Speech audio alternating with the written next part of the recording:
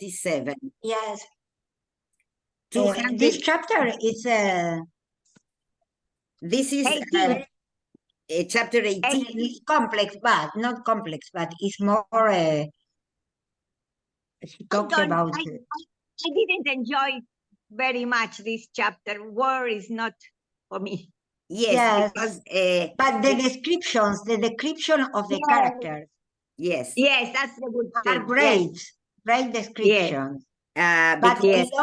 a lot of people, and when he talked about the general from America, and you send a lot of information about that. Yes, because you see that the characters that are mentioned really existed. Yes. So that is why this. I knew that the General Grant was a drunkard. Yes, you knew that. Yes. And the only that date that I had. No, the only information that I had you had or read it. Yes. But when I was reading this, I thought, because this Gaylord, this hotel that he mentions, doesn't exist now. I sent you the photograph that I got from that time. But the other place really exists today. So I thought that if I go back to Madrid, I will go to see the place, because this was the hotel where the all the communists were living, no? The International Communist Party was there. So that's why it is interesting. The Palace Hotel. Claro, no? the Palace Hotel, yes. The Palace Hotel, yes. And then when he describes, this is also interesting, no? The way in which the militia was formed. Because in the paragraph that we were about to start, Gaylord's was the place where you made famous peasant and worker Spanish commanders. Sorry, what page? 237. 237. Yes. Yes, because I was reading and okay, I have it. When the What's the beginning of the paragraph? Gaylord's was the place where you met famous peasants. Yes. Well, here he starts explaining how these soldiers, let's say, were formed. He says that many of them were peasants. And he says they had been active in the 1934 revolution and had to flee the country when it failed. And in Russia, they had sent them to the military academy and to the Lenin Institute the Comintern maintained, so they would be ready to fight the next time. So these peasants... Yes, they say they were in a different type of... they were before, but they were prepared and they were... Claro, when they were sent to Russia, they got instruction there and then they came back. But originally they were peasants. And I don't know if you saw the picture I sent you of one of them, the one that he mentions, Vicente, I don't remember the name, because you look at his face and he is a peasant. I mean, he's dressed like a peasant too, no? And then in the next paragraph, it says, in a revolution, you could not admit to outsiders who helped you, nor that anyone knew more than he was supposed to know. So there was also this a kind of secrecy among them, no? They kept certain secrets because they didn't say who helped them. Let's say, no? There was a kind of mystery or secrecy. Valentin, no, I said Vicente, no, Valentin. In the next page, it says it was Valentin. It was Gaylord's that Valentin González. Valentin González, el campesino. That is a character, a real character, because then I read about him and he fought a lot, but then one day he became fearful. He caught fear and he had to escape.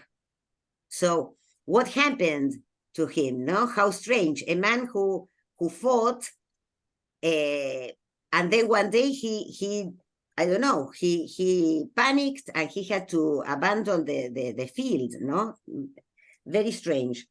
And then in that paragraph, it says, you had to have these peasant leaders quickly in this sort of war, and a real peasant leader might be a little too much like Pablo. So this Valentin Gonzalez was probably the example that Hemingway took for the creation of the character of Pablo. Yes, maybe. Yes, because he was so fearful and so brave, and then one day he started to feel fear. Hello, Vane. Hello. How are you? Hello. Fine, and you? Fine. I don't know which edition you have, Vane. You don't. The same as yours. Okay. I So need more we light. are in page 238.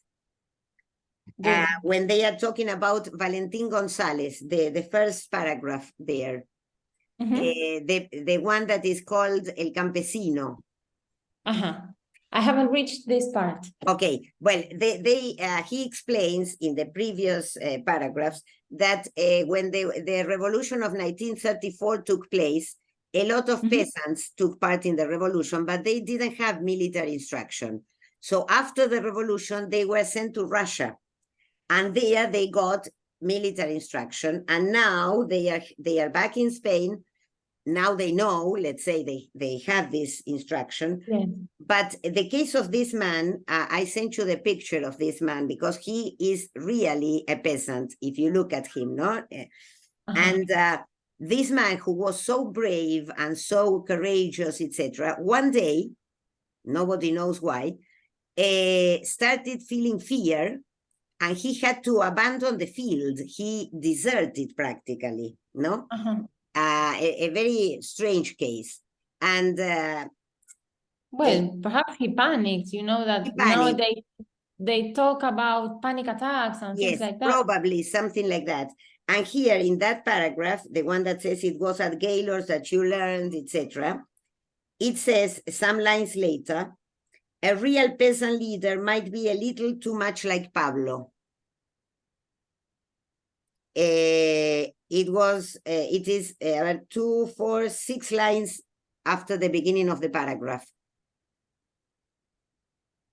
The paragraph begins with it was at Gaylord's. It was at Gaylord's. 6 lines after the beginning. Yes. The end of the line. A real peasant leader might be a little too much like Pablo.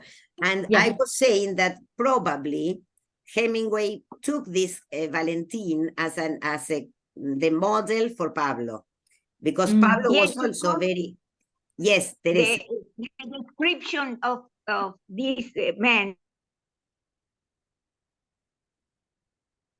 She froze, no? I can't hear. We lost her, I think. Yes.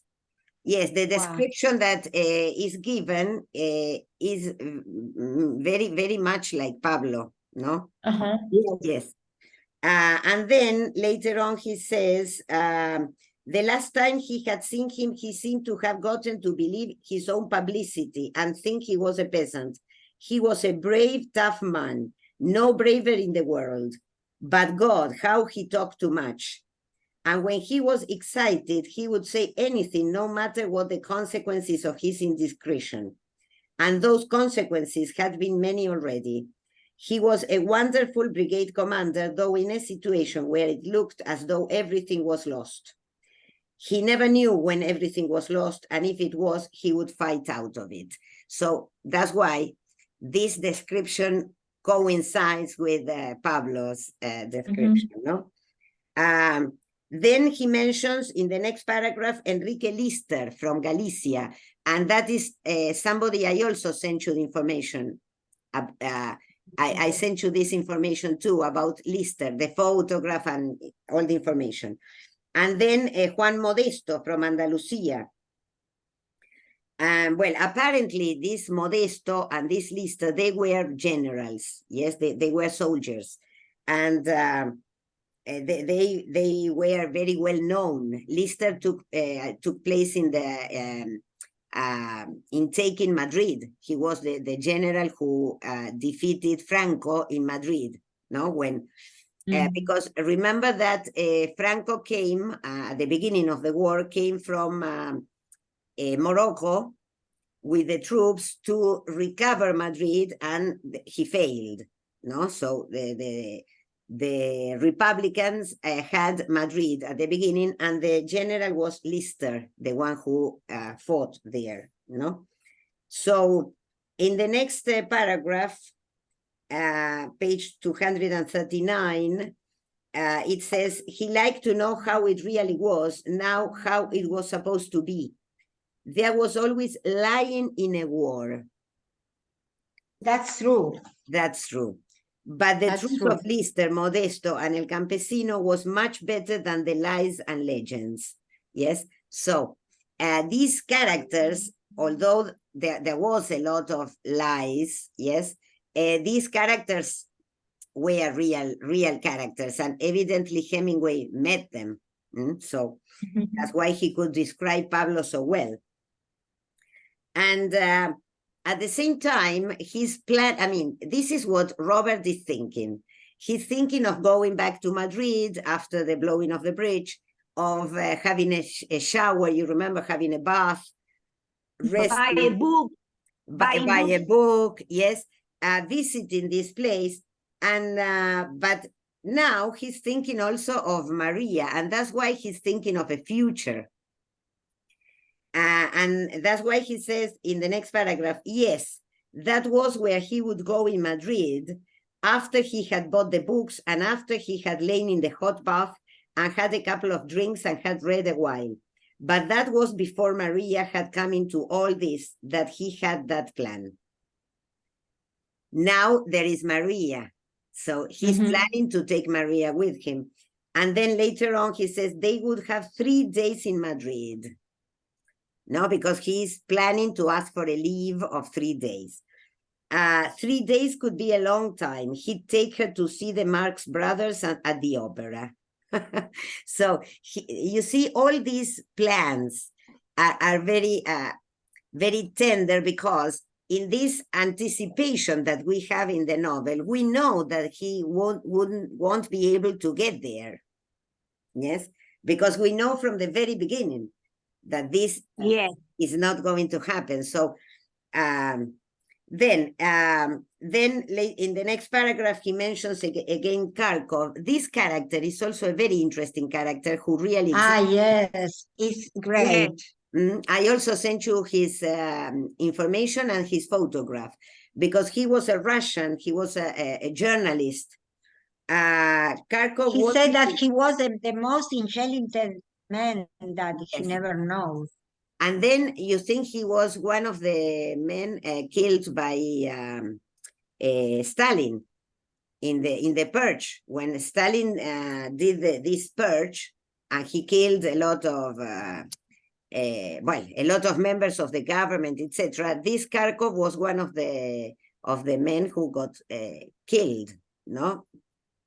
So Kharkov wanted to know Americans, and because he was the greatest lover of Lope de Vega in the world, and thought Fuente Ovejuna was the greatest play ever written. Maybe it was at that, but he, Robert Jordan, did not think so. So this, you see, this is also funny. Hemingway did not think so. Hemingway didn't like Hemingway, but I also love Fuente Ovejuna, no? But Lope de Vega as a poet is wonderful. Lope de Vega. So this Kharkov, Quevedo and Lope de Vega, yes, are the best. Are the best, yes. This year when I went to Madrid, I was at Lope de Vega's house. I visited the house, yes. So because they lived all very nearby. Lope de Vega, como es Quevedo, they lived all practically, well, the neighborhood was the same. And in front of the house, there is a convent. And in that convent, my God, these are el Manco, ¿cómo se llama? Cervantes, el Manco de Lepanto. El Marco de Lepanto, Cervantes went to live at the convent because he didn't have a house, so he asked the sisters to give him a place. So they were all very nearby, and they hated each other. They hated one another. So that is funny too, because they didn't take they didn't take along very well. So all the jealousy, no, of writers. So in the next paragraph 240, it says, Gaylords itself had seemed indecently luxurious and corrupt. But why shouldn't the representatives of a power that governs a sixth of the world have a few comforts? So when Robert Jordan saw Gaylord's, this big hotel, for the first time, he thought that was not right, because it was very full of luxuries, yes, and good food and good drinks and all the rest. But then he realized that was okay, because these men came back from a battle and and the question is so funny, why shouldn't the representatives of a power that governed a sixth of the world have a few comforts? So they could have. Indeed, Jordan says that he is easily corrupted. Yes, afterwards. Yes, of course, because everybody likes luxuries. Yes. Well, yes. Then in the next paragraph, they are also talking about Kharkov and his wife. Yes. Also, his wife was killed. His mistress too. Apparently, he had many mistresses. And they also got killed by Stalin. Here it says Kharkov's wife in the middle of the paragraph. Well, the paragraph says Kashkin had only been tolerated there, no? And then in the middle it says Kharkov's wife, and who served as an interpreter with the tank corps. He was a friend too of Kharkov's mistress, who had cat eyes, reddish gold hair, sometimes more red, sometimes more gold, depending on the coiffures. A lazy, sensual body, made to fit well against other bodies, a mouth made to fit other mouths, and a stupid, ambitious, and utterly loyal mind. This mistress loved gossip and enjoyed a periodically controlled promiscuity which seemed only to amuse Kharkov. Kharkov was supposed to have another wife somewhere besides the tank corps one, so another one. Not only the one who is there is another one. Maybe two more, but nobody was very sure about that.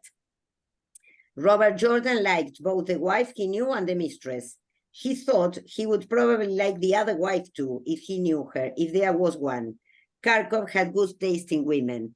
And then when you read his biography, these women were also killed by Stalin, yes, because they were politically compromised. I mean, they were not only Kharkov's women, they were also, part of the politics, no? Mm-hmm. So all this is what Robert is thinking all the time. And where is he?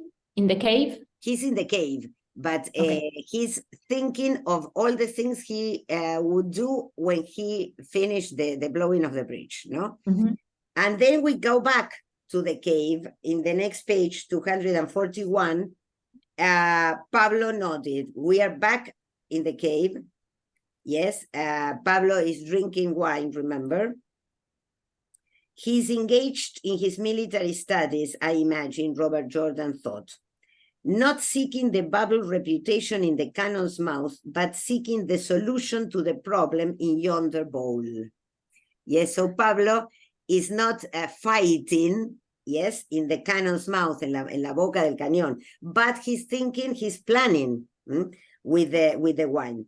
But you know, the bastard must be fairly able to have run this band successfully for as long as he did. Looking at Pablo, he wondered what sort of a guerrilla leader he would have been in the American Civil War. No, because again, there is this comparison between Pablo and General Grant.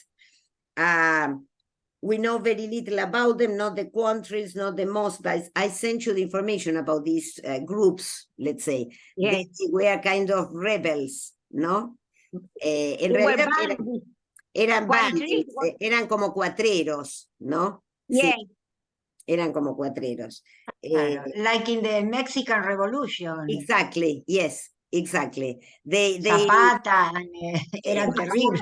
Sí, sí. Terribles bandoleros eran. And when I was this year in all these little towns in the south, yes, there are also notices on the walls because there were also these type of people, kind of bandits, groups of men who attacked the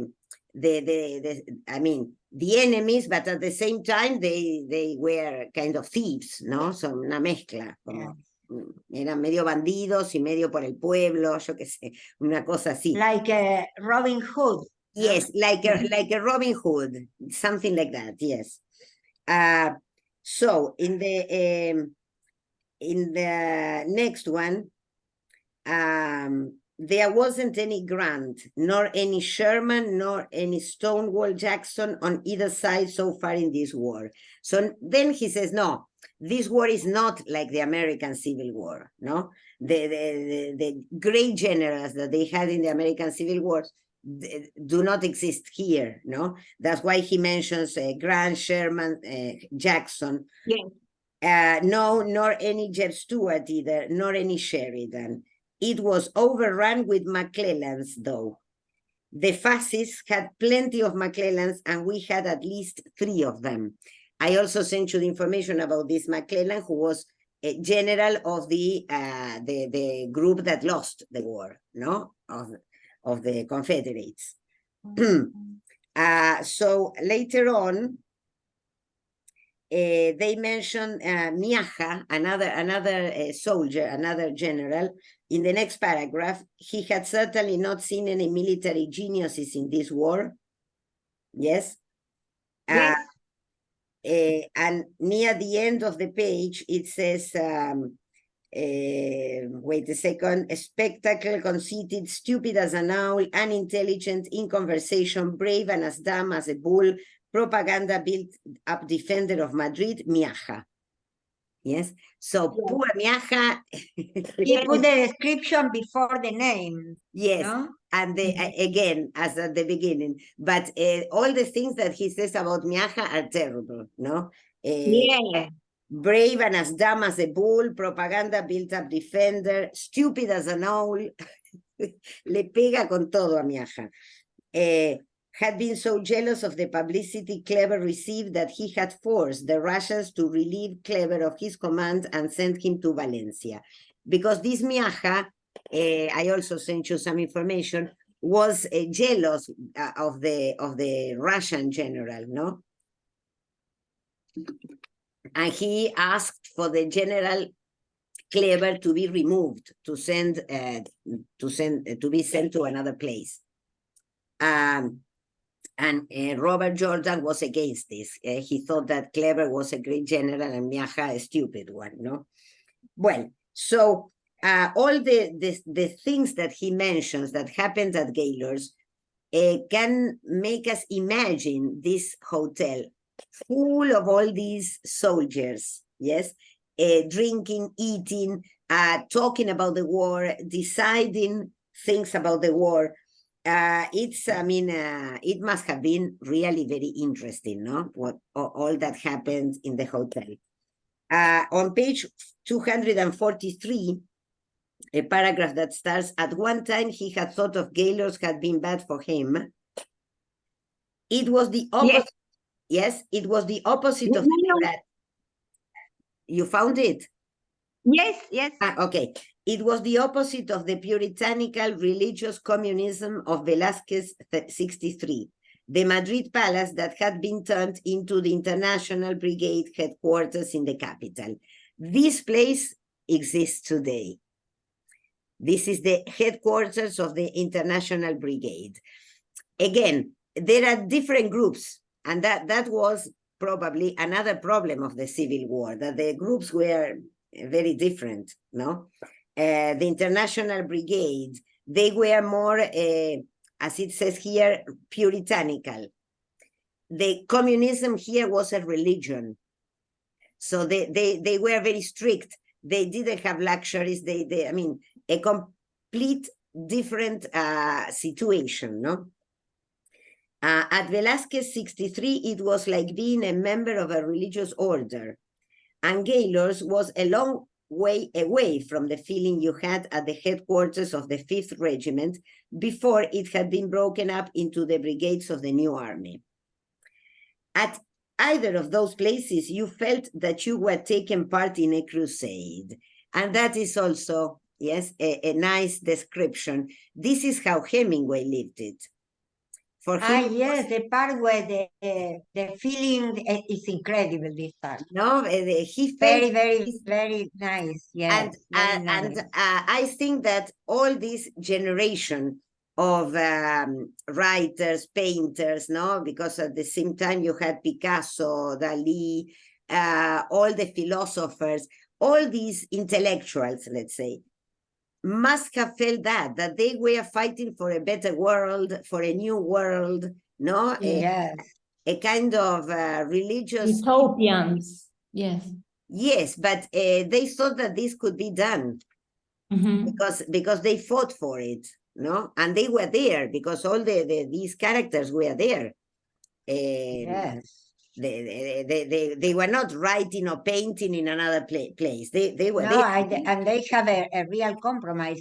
I was reading that you sent it us about Marot and Hemingway. It's very interesting, the relationship between them. Yes, that was a very interesting. Marot was fighting too. Also, more than Hemingway, because he fight as a soldier, not as a... He was accepted as a soldier. He was a journalist, a soldier. And I remember when I found that article, which is a long article, I sent you parts because it was very long.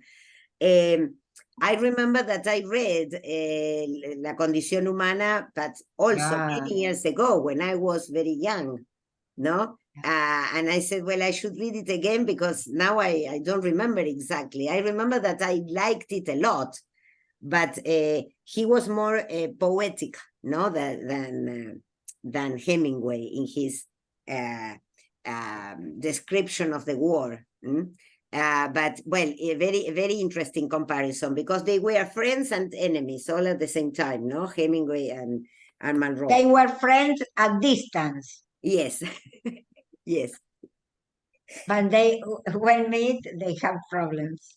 Jealousy, maybe, no?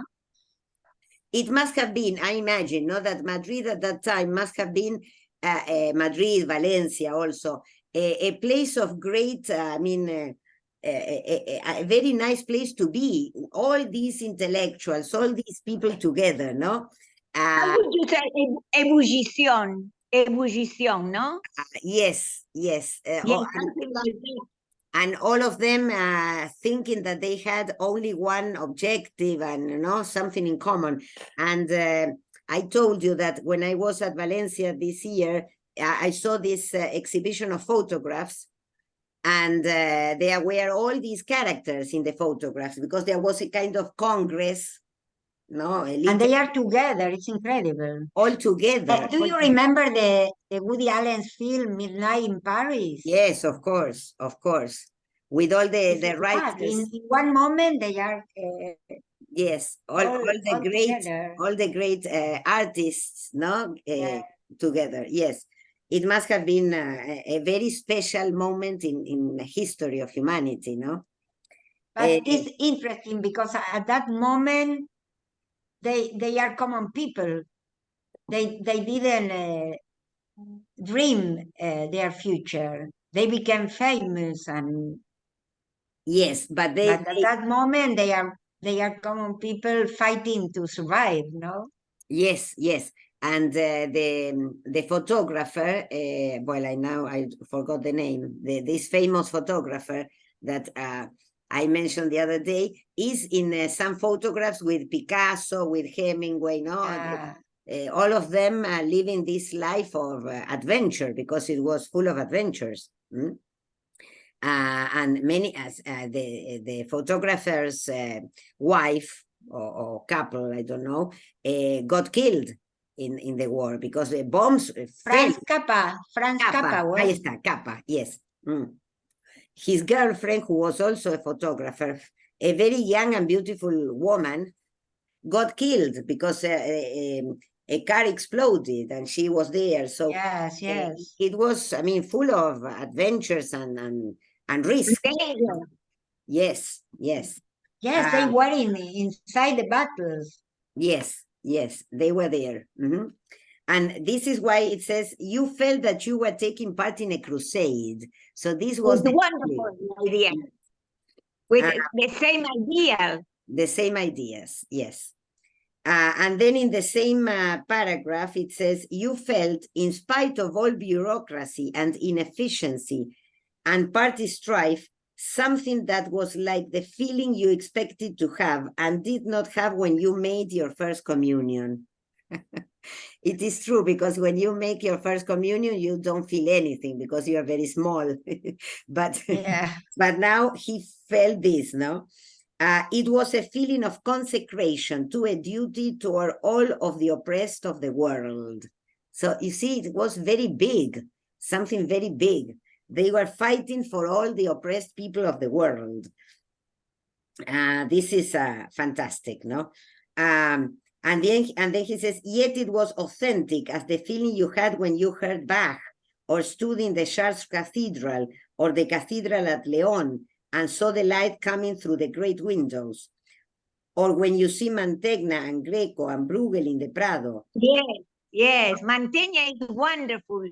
I remember that Christ painted by Mantegna, yes. Yes, it gives you this feeling, no? This, I don't know, awe, admiration, something, no? It gave you a part in something that you could believe in wholly and completely, and in which you felt an absolute brotherhood with the others who were engaged in it. This is, I mean, a beautiful feeling. Yes, a beautiful paragraph. Very beautiful. Great. And then he says, the reasons for it, that your own death seemed of complete unimportance. Yes. No? So incredible. And then in the next paragraph, he says, so you thought, he thought. So again, a shift of the narrator, because up to now we have been reading what Robert is thinking, and then suddenly the other narrator, no? So you thought, he thought. The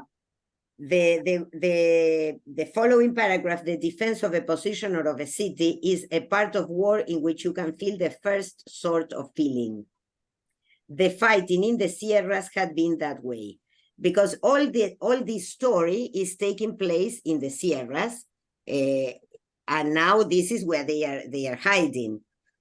The fact is that Madrid is in the hands of the Republicans, but then there is a part of the territory that is coped by the fascists, and then in the Sierras they are again preparing this attack, because all this is part of an attack on Segovia. They are planning to get to Segovia, which is a bit to the north, no? So they had fought there with the true comradeship of the revolution.